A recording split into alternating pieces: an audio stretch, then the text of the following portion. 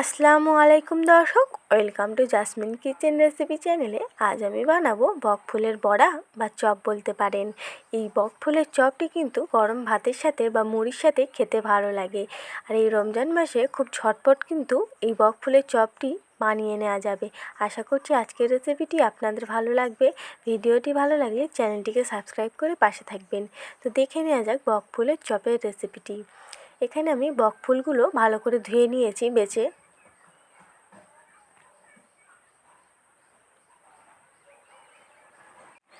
তারপরে একটি বাটিতে দিয়ে দিচ্ছি 1 কাপ বেসন আর হাফ কাপ চালের গুঁড়ো, দিয়ে দিচ্ছি পরিমাণ মতো লবণ, 1 চামচ হলুদ, 1 চামচ গুঁড়ো ঝাল, আর গোলমরিচের গুঁড়ো দিলাম 1 চামচ, আর জিরের গুঁড়ো দিলাম 1 চামচ। এবার শুকনো উপকরণগুলো ভালো করে মিশিয়ে নিচ্ছি। তারপর অল্প অল্প পানি দিয়ে একটা স্মুথ ব্যাটার তৈরি করে নেব।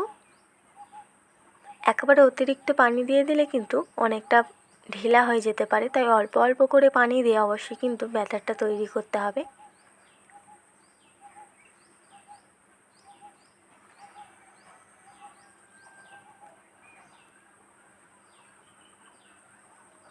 অল্প অল্প করে পানি দিয়ে ব্যাটারটা আমি তৈরি করে নিচ্ছি।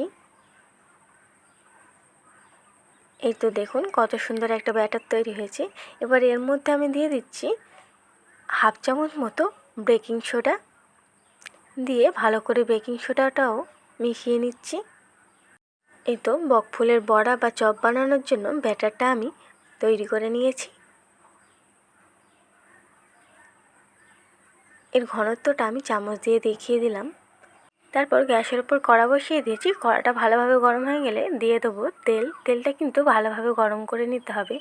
এবার এই ব্যাটারের মধ্যে বকফুলটা ভালো করে ডুবিয়ে নিয়ে তেলের মধ্যে ছেড়ে দেবো। তেলটা ভালোভাবে গরম হয়ে এলে গ্যাসের আঁচ লো টু মিডিয়াম করে দিতে হবে, নাহলে কিন্তু অতিরিক্ত পুড়ে যেতে পারে।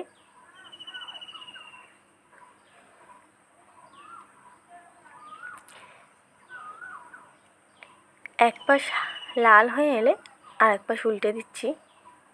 এরকম উল্টে পাল্টে প্রায় 2 থেকে 3 মিনিট ধরে ভেজে নিচ্ছি। ভাজতে কিন্তু খুব বেশি সময় লাগে না, আর এই চপটা কিন্তু করতে খুবই কম সময় লাগে, অল্প সময়ের মধ্যে হয়ে যায়। আর এই রমজান মাসে ইফতারের সময় খুব ঝটপট কিছু বানাতে চাইলে এই বকফুলের চপটি কিন্তু বানাতে পারেন, খুবই অল্প সময়ের মধ্যে হয়ে যায়। এই তো এবার এইগুলো ভাজা হয়ে গেছে, আমি তেলটা ঝরিয়ে তুলে নেব।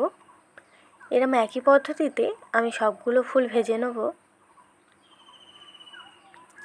এই তো তৈরি হয়ে গেল বকফুলের চপ বা বড়া, খুব অল্প সময়ের মধ্যে হয়ে গেল।